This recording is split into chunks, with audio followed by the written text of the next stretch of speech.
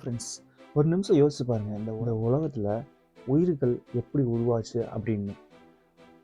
ஒரு உயிருக்கு ஒரு உயிர் உருவாகணும்னா அதுக்கு தேவையான முக்கியமான 5 நியூக்ளியர் பேசஸ் ரொம்ப முக்கியம்.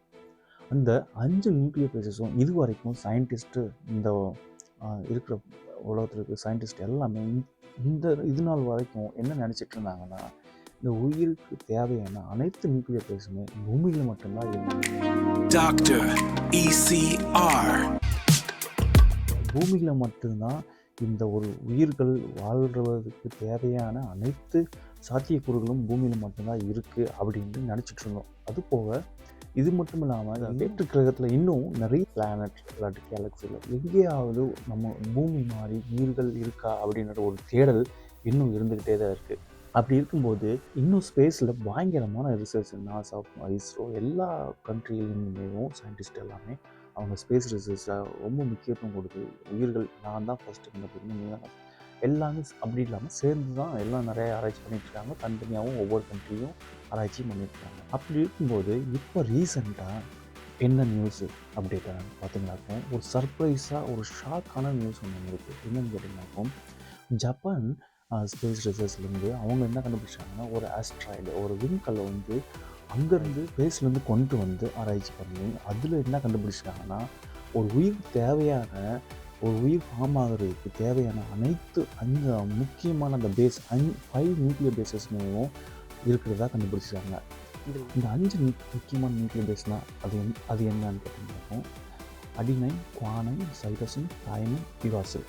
இதுதான் 5 முக்கியமான அந்த அமினோ ஆசிட்ஸ். இதிலிருந்து தான் நமக்கு இந்த ப்ரோட்டீன்றத அமைப்பு உருவாகுது. இந்த டிஎன்ஏவும் ஆர்என்ஏவும்ன்ற 2 அமைப்பு ஒரு உயிருக்கு உருவாக தேவையான 2 முக்கியமான அமைப்பு டிஎன்ஏ, ஆர்என்ஏ. அதுக்கு மூலக்கூறுகள் என்னென்னா இந்த 5 நியூக்ளியர் பேசஸ். ஸோ இந்த 5 நியூக்ளியர் பேசஸுமே இதுக்கு முன்னாடி ஸ்பேஸில் வந்து ஏதோ 1, 2 இல்லைன்னா 3 அந்த மாதிரி தான் நம்ம கிடச்சிட்டு இருந்தது. இந்த இப்போ ஜப்பான் கண்டுபிடிச்ச அந்த விண்கல் பேர் வந்து ரைகோ. விண்கற்களில் கிடைச்ச அந்த 5 நியூக்ளியர் பேசஸுமே இதில் இருந்திருக்கு. இதுதான் சர்ப்ரைஸ்.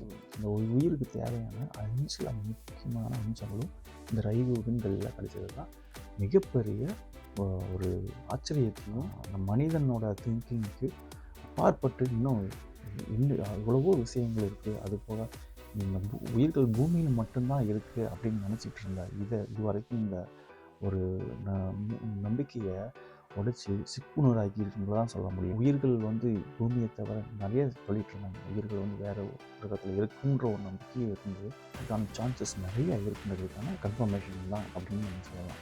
இதில் என்ன ஒரு இன்ஃபர்மேஷன்னா, இப்போ விண்கல்கள் வந்து இந்த பேஸ்லேருந்து வந்து விழுகிறது வந்து ஒரு சாதாரண விஷயம். ஏன்னா அதை எடுத்து ஆராய்ச்சி பண்ணும்போது அதில் இந்த நியூக்ளியர் பேசஸ் இருந்துச்சுன்னா நம்ம அது பூமிக்குள்ளே வரும்போது பூமியில் இருக்கிற அந்த இதில் வந்து கண்டாமினேட் ஆகிருக்கலாம். அந்த 5 நியூக்ளியர் பேசஸும் பூமியில் இருக்குது. அதுலேருந்து கண்டாமினேட் ஆகிருக்கலாம்னு சொல்லலாம். ஆனால் இங்கே என்ன போச்சுன்னா, இந்த ஜப்பான் ஸ்பேஸ் ரிசர்ச் அவங்க போயிட்டு டைரெக்டாக ஸ்பேஸ்லேருந்து அந்த விண்கல்லை எடுத்து வந்து அஸ்ட்ராய்டை கொண்டு வந்து ஆராய்ச்சி பண்ணி பார்க்கும்போது அது ஸ்பேஸ்லேருந்து வரதுக்கு எந்த ஒரு கண்டாமினேஷனும் கிடையாது. அங்கேருந்து அடிச்சுட்டு வந்து அதை வந்து ஆராய்ச்சி பண்ணும்போது அதில் வந்து 5 நியூக்ளியர் பேசஸுமே இருக்கிறதா சாத்தியப்பொருள் இருக்குது. அப்போ இதுலேருந்து என்ன சொல்ல வரோம்னா, நம்ம இந்த பூமியில் உயிர்கள் உருவானது பூமியில் மட்டும் கிடையாது.